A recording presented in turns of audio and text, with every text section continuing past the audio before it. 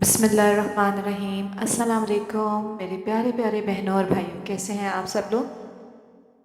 میں امید کرتی ہوں کہ آپ اللہ تعالیٰ کے فضل و کرم سے بالکل خیر خیریت سے ہوں گے۔ میں حاضر ہوں آپ کے ساتھ آج ایک اور خوبصورت سی کیا بولوں گے اس کو، کہانی تو نہیں ہے، ہمارے جو ہسٹری ہے نا وہ بھری پڑی ہے ایسے ایسے کریکٹر سے کہ جن کے بارے میں اگر ہم پڑھیں تو ہمیں زندگی گزارنے کا طریقہ آ سکتا ہے، ہمیں یہ پتہ چل سکتا ہے کہ ہم نے زندگی کس لائن پہ کس ڈائریکشن پہ گزارنی ہے۔ لیکن انفارچونیٹلی چونکہ ہم پڑھتے نہیں ہیں، ہمیں پتہ ہی نہیں ہے کہ کیسے کیسے عظیم ہستیاں گزری ہیں جو جن کی زندگی کے بارے میں پڑھ کے ہم اپنے آپ کو بہتر کر سکتے ہیں۔ تو یہ ایک چھوٹی سی کوشش میں کر رہی ہوں کہ ضرور آپ سنیں، اور مجھے یہ بھی پتہ ہے کہ ہم میں سے بہت سے لوگوں کو جن کے بارے میں آج ہم سنیں گے ان کے بارے میں نہیں پتہ ہوگا۔ تو کیا آپ یقین کریں گے کہ تاریخ اسلام ایک ایسے خوش نصیب انسان بھی گزرے ہیں کہ جنہیں ان کی شہادت کے بعد انسانوں نے نہیں بلکہ آسمان سے آنے والے فرشتوں نے غسل دیا تھا؟ کیا آپ نے سنا ان کے بارے میں؟ نہیں سنا ہوگا۔ تو ذرا سوچئے کہ انہوں نے کون سا ایسا عظیم کام کیا کہ اللہ تعالیٰ نے ان کو اتنا بڑا اجر دیا کہ آسمان سے آئے فرشتوں نے ان کو غسل دیا۔ ذرا سوچئے آخر ایسا کیا کام انہوں نے کیا تھا؟ کیا وہ عالم تھے؟ کیا وہ بے شمار عبادت کرتے تھے؟ یا ان کے پاس کوئی خاص معجزہ تھا؟ بالکل بھی نہیں۔ وہ ایک عام نوجوان تھے، مگر ان کے دل میں اللہ اور ان کے رسول کی محبت عام نہیں تھی۔ انہوں نے ایک ایسا فیصلہ کیا جس نے زمین والوں کو حیران کر دیا اور آسمان والوں کو ان کی عزت کرنے پر مجبور کر دیا۔ آج کی ویڈیو میں ہم جانیں گے وہ کون تھے اور ان کی زندگی کیسی تھی، اور آخر کیوں رسول اکرم صلی اللہ علیہ وسلم نے فرمایا کہ فرشتے انہیں غسل دے رہے ہیں۔ آئیے وقت کے پردے کو ہٹاتے ہیں اور چلتے ہیں مدینہ منورہ، تقریباً 1400 سال پہلے۔ مدینہ منورہ جہاں اسلام کی روشنی دن بدن پھیل رہی تھی، ہر گھر میں ایمان کی خوشبو محسوس ہونے لگی تھی، انہی خوش نصیب لوگوں میں ایک نوجوان تھے۔ آپ کا تعلق قبیلہ اوس سے تھا، آپ جوان تھے، بہادر تھے اور اللہ اس کے رسول سے بے حد محبت کرتے تھے۔ لیکن ان کی زندگی میں ایک ایسی آزمائش آنے والی تھی جس نے انہیں ہمیشہ کے لیے تاریخ کا حصہ بنا دیا۔ آپ کے والد اسلام نہیں لا سکے تھے، انہوں نے رسول اکرم صلی اللہ علیہ وسلم کی مخالفت کی، یہاں تک کہ بعد میں دشمنوں کے ساتھ جا ملے۔ سوچئے کہ ایک طرف باپ اور دوسری طرف اللہ اور اس کے رسول، یہ آسان امتحان نہیں تھا، لیکن انہوں نے اپنے ایمان کا سودا کبھی نہیں کیا، اور یہ ہمیں سکھاتا ہے کہ اسلام میں اصل رشتہ اللہ سے تعلق ہے۔ میں بات کر رہی ہوں حضرت حنظلہ رضی اللہ عنہ کی۔ یقیناً یہ نام بھی آپ نے پہلی دفعہ ہی سنا ہوگا، کتنا خوبصورت نام ہے۔ تو میں ان کے بارے میں بتا رہی تھی کہ وقت گزرتا گیا اور پھر حضرت حنظلہ رضی اللہ عنہ کی شادی طے ہوئی۔ یہ ان کی زندگی کی سب سے خوشیوں بھری رات تھی۔ مدینہ میں خوشی کا ماحول تھا، اہل خانہ دعائیں دے رہے تھے، نکاح مکمل ہوا، ایک نئی زندگی شروع ہونے والی تھی۔ شاید انہوں نے بھی سوچا ہوگا کہ اب زندگی بہت سکون سے گزرے گی، لیکن اللہ تعالیٰ نے ان کے لیے اس سے بھی بہترین فیصلہ کر لیا تھا۔ رات گزر گئی، صبح طلوع ہوئی، اسی دوران خبر ایک آئی کہ قریش کا لشکر مدینہ کی طرف پہنچ چکا ہے، غزوہ احد شروع ہونے والا تھا۔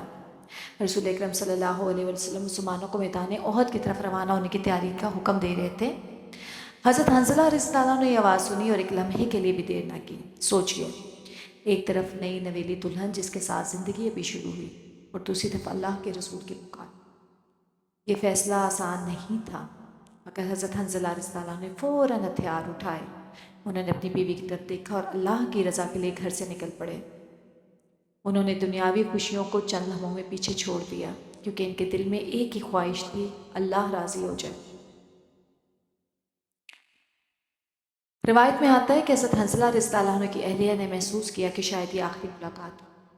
انہوں نے حضرت حنظلہ رضی اللہ عنہ کو رخصت کیا۔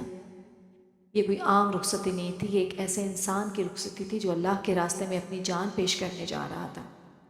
حضرت حنظلہ رضی اللہ عنہ کے قدم مدینہ سے باہر جا رہے تھے، مگر ان کا دل دنیا میں نہیں، اللہ کی رضا میں تھا۔ اب ذرا سوچئے، اپنے آپ کو اس جگہ پر رکھیے کہ اگر آپ کی زندگی کا سب سے خوبصورت ترین دن ہو اور اس دن اللہ کی طرف سے ایک آزمائش آ جائے تو آپ کس کو چنیں گے، دنیا یا اللہ؟ حضرت حنظلہ رضی اللہ عنہ نے بغیر کسی تردد کے اللہ کو چن لیا، اور یہی فیصلہ انہوں نے ہمیشہ کے لیے تاریخ میں ان کو امر کر گیا۔ لیکن میدان احد میں ایسا کیا ہوا کہ آسمان سے فرشتے اتر آئے؟ صبح کا وقت تھا، مدینہ کی گلیوں میں غیر معمولی خاموشی تھی، ہر طرف خبر پھیل چکی تھی، قریش کا لشکر مدینہ کی طرف قریب پہنچ چکا ہے۔ رسول اکرم صلی اللہ علیہ وسلم صحابہ کرام کے ساتھ احد کی طرف روانہ ہو چکے تھے۔ حضرت حنظلہ رضی اللہ عنہ نے ایک لمحہ بھی ضائع نہیں کیا، وہ جلدی سے اپنی تلوار اٹھاتے ہیں، اپنی زرہ پہنتے ہیں اور اللہ کے دین کی حفاظت کے لیے چل پڑتے ہیں، لشکر کے ساتھ جا ملتے ہیں۔ حضرت حنظلہ کے دل میں کوئی خوف نہیں تھا، وہ جانتے تھے کہ اگر آج زندہ رہے تو بھی اللہ کا دین غالب ہوگا، اور اگر شہید ہو گئے تو اللہ کی ملاقات نصیب ہوگی۔ ایمان انسان کے اندر ایک ایسی طاقت پیدا کرتا ہے نا کہ جو دنیا کی کسی بھی طاقت سے نہیں مل سکتی۔ احد کے میدان میں دونوں لشکر آمنے سامنے تھے۔ ابتدا میں مسلمانوں کو برتری حاصل ہوئی، لیکن پھر حالات بدلنے لگے، دشمنوں نے دوبارہ حملہ کیا، ہر طرف گرد و غبار تھا، تلواروں کی آوازیں، گھوڑوں کی ٹاپیں اور اللہ اکبر کی آوازیں، صدائیں گونج رہی تھیں۔ اسی ہنگامے میں حضرت حنظلہ نہایت بہادری سے لڑ رہے تھے، اور آپ نے بہت بہادری سے لڑا، اور اسی دوران کیا ہوا کہ دشمن کے ایک سپاہی نے حضرت حنظلہ پر حملہ کر دیا۔ انہوں نے پوری بہادری سے مقابلہ کیا، مگر آخرکار اللہ تعالیٰ نے انہیں شہادت کا عظیم مقام عطا فرمایا۔ جنگ جاری رہی، کسی کو معلوم نہیں تھا کہ حضرت حنظلہ رضی اللہ عنہ کہاں ہیں۔ صحابہ مختلف مقامات پر لڑ رہے تھے، جنگ ختم ہوئی، شہداء کو تلاش کیا جانے لگا۔ حضرت حنظلہ رضی اللہ عنہ بھی شہداء میں شامل تھے، لیکن اب ایک ایسا واقعہ پیش آنے والا تھا جس نے سب کو حیران کر دیا۔ رسول اکرم صلی اللہ علیہ وسلم نے صحابہ کی طرف دیکھا، فرمایا، میں نے فرشتوں کو دیکھا ہے کہ وہ حنظلہ کو آسمان اور زمین کے درمیان بارش کے پانی سے چاندی کے برتنوں میں غسل دے رہے تھے۔ صحابہ حیران رہ گئے، یہ بہت بڑا اعزاز تھا، فرشتے اللہ کے حکم سے ایک شہید کو غسل دے رہے تھے۔ رسول اکرم صلی اللہ علیہ وسلم نے حضرت حنظلہ کی اہلیہ کے بارے میں دریافت فرمایا۔ جب ان سے پوچھا گیا تو انہوں نے بتایا کہ حضرت حنظلہ شادی کی رات میرے ساتھ تھے، صبح جیسے ہی جہاد کی پکار سنی وہ فوراً میدان احد کی طرف روانہ ہو گئے۔ انہیں غسل جنابت کرنے کا موقع ہی نہیں ملا۔ اللہ تعالیٰ نے اپنے فرشتوں کو حکم دیا کہ وہ ان کے اس عمل کو مکمل کریں۔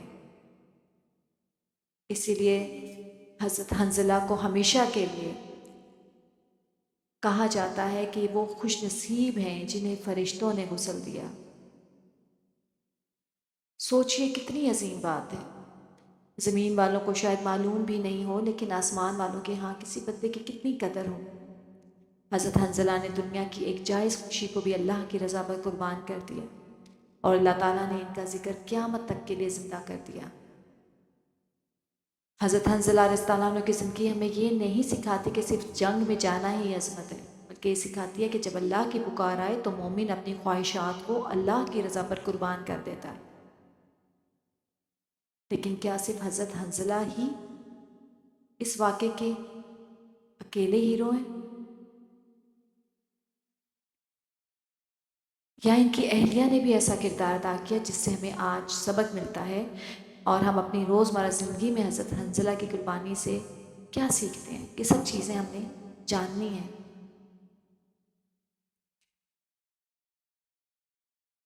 جب بھی حضرت حنظلہ رضی اللہ عنہ کا ذکر آتا ہے ہماری نظر فوراً ان کی شہادت اور فرشتوں کے غسل پر جاتی ہے، لیکن ان خاتون کے بارے میں بھی سوچئے جو اس رات ان کی اہلیہ تھی۔ روایات میں آتا ہے کہ حضرت حنظلہ رضی اللہ عنہ کی اہلیہ نے ایک خواب دیکھا تھا جس سے انہوں نے محسوس ہوا کہ شاید ان کے شوہر کی زندگی میں کوئی غیر معمولی واقعہ پیش آنے والا ہے۔ اسی وجہ سے انہوں نے چند افراد کو گواہ بنایا کہ اگر ضرورت پڑے تو ان کے نکاح کی گواہی موجود ہے۔ یہ واقعہ سیرت کی بعض روایات میں مذکور ہے، اگرچہ اس کی تفصیلات مختلف انداز میں نقل ہوئی ہیں۔ جب صبح حضرت حنظلہ اللہ کے رسول کی حکم کی پکار میں میدان احد کے روانہ ہوئے تو ان کی اہلیہ نے انہیں روکا نہیں۔ انہوں نے یہ نہیں کہا کہ مت جائیے، بلکہ اللہ کے فیصلے پر راضی رہیں۔ یہ بھی ایمان کی عظیم مثال تھی، اور قرآن ہمیں بار بار یہ سکھاتا ہے کہ اللہ کے راستے میں دیا گیا کوئی عمل ضائع نہیں ہوتا۔ حضرت حنظلہ رضی اللہ عنہ نے ایک صبح صرف ایک فیصلہ کیا. انہوں نے اپنی ذاتی خوشی پر اللہ کی رضا کو ترجیح دی اور اللہ تعالیٰ نے انہیں ایسا مقام عطا کیا جو بہت کم لوگوں کو نصیب. فرشتوں کے ذریعے غسل یہ کوئی معمولی اعزاز نہیں تھا، یہ اس بات کی علامت تھی کہ اللہ تعالیٰ اپنے مخلص بندوں کو کس طرح عزت دیتا ہے. اب سوچیے کہ آج ہماری کامیابی کا معیار کیا ہے؟ اچھی نوکری، بڑا گھر، زیادہ دولت، مشہور ہونا. لیکن حضرت حنظلہ کی زندگی میں ہمیں یہ ایک مختلف معیار سکھاتی ہے. اصل کامیابی یہ نہیں کہ دنیا آپ کو پہچانے، اصل کامیابی یہ ہے کہ اللہ آپ سے راضی ہو جائے. دنیا کی تعریف چند ہی دن رہتی ہے، لیکن اللہ کی رضا ہمیشہ رہتی ہے. اگر حضرت حنظلہ رضی اللہ عنہ آج ہمارے درمیان ہوتے، شاید وہ ہمیں یہ کہتے، اگر نماز کا وقت ہو تو دنیا کے کام بعد میں بھی ہو سکتے ہیں. اگر اللہ کا حکم آ جائے تو اپنی خواہش کو پیچھے رکھ دو. اگر دین و دنیا میں انتخاب کرنا پڑے تو اللہ کو چن لو، کیونکہ جس نے اللہ کو پا لیا اس نے سب کچھ پا لیا. اب حضرت حنظلہ کی زندگی سے ہم نے کیا سیکھا؟ ہم نے آپ کی زندگی سے کچھ سبق سیکھے ہیں جو ہم نے اپنی زندگی پر اپلائی کرنے. نمبر 1 کہ اللہ کی رضا ہر چیز سے بڑھ کر ہے. ہمیشہ اللہ کو ترجیح دیں. ایمان صرف زبان سے نہیں، فیصلوں سے ثابت ہوتا ہے. عمل سے ثابت کریں. نیک عمل میں دیر نہ کریں. انہوں نے فوراً نیک عمل پہ لبیک کہا اور اللہ نیت کو دیکھتا ہے. حضرت حنظلہ رضی اللہ عنہ کو غسل کا موقع نہیں ملا، لیکن اللہ تعالیٰ ان کی نیت جانتا تھا، اسی لیے فرشتوں کو ان کے غسل کا حکم دیا. اور دنیا عارضی ہے، آخرت ہمیشہ رہنے والی ہے. آج حضرت حنظلہ کا گھر، مال یا دنیاوی چیزیں کسی کو یاد نہیں، لیکن ان کا ایمان آج بھی پوری امت کو یاد ہے. تو میرے بہنوں اور بھائیوں، اگر آپ چاہتے ہیں کہ اللہ آپ سے راضی ہو تو اپنی زندگی میں ایک فیصلہ آج ہی کر لیجیے. نماز کو اہمیت دیں، قرآن سے تعلق جوڑیں، والدین کے ساتھ حسن سلوک کریں، اور جب بھی اللہ کا حکم آئے تو اپنی خواہش پر اللہ کی رضا کو مقدم رکھیں. یاد رکھیں، اللہ کے لیے دی گئی کوئی قربانی کبھی ضائع نہیں ہوتی. اور یہاں پر میں ایک بہت پیاری آیت آپ کے ساتھ شیئر کرنا چاہوں گی. سورہ ال عمران کی آیت نمبر 169 اور 170 ہے. اس کا ترجمہ میں آپ کو پڑھ کے سنا رہی ہوں، آپ سنیے گا.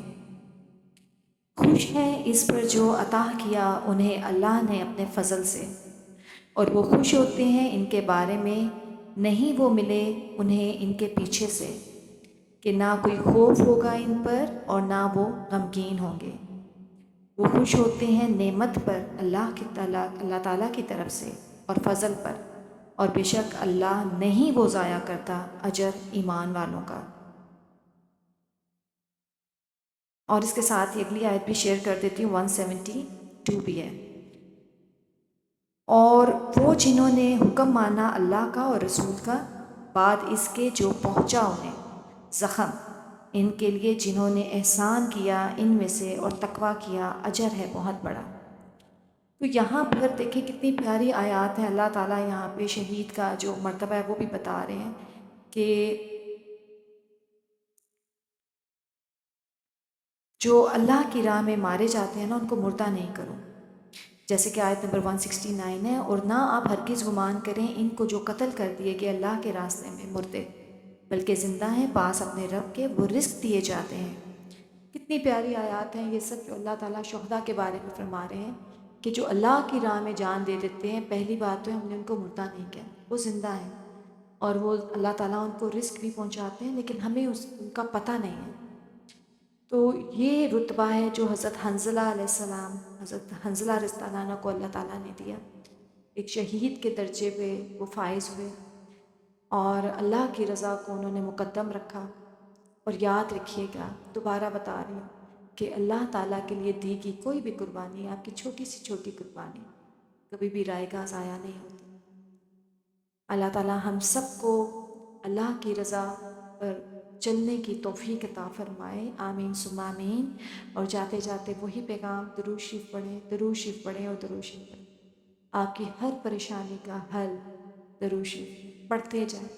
چاہے کوئی دعا مت مانگے، بس درود شریف پڑھتے جائیں، اٹھتے بیٹھتے چلتے پھرتے، آپ کی زبان پہ خود جاری ہو جائے.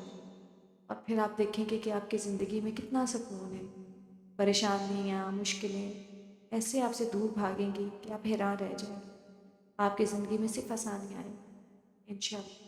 ملتے ہیں آپ سے دوبارہ۔ السلام علیکم ورحمۃ اللہ وبرکاتہ۔